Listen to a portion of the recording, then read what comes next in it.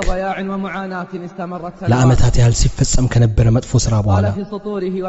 ይላል በደብዳቤውና በመልእክቱ እንዴት እንደምጀምርልህ አላውቅም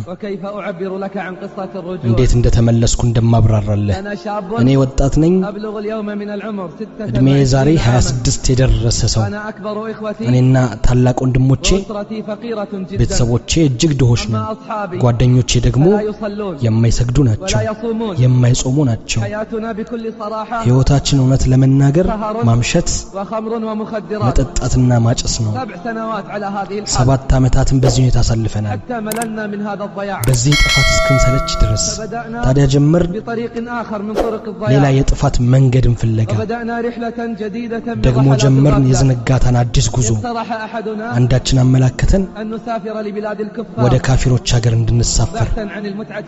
ሌላ የመጥፊያ መንገድ ለመቀየር አደረግነው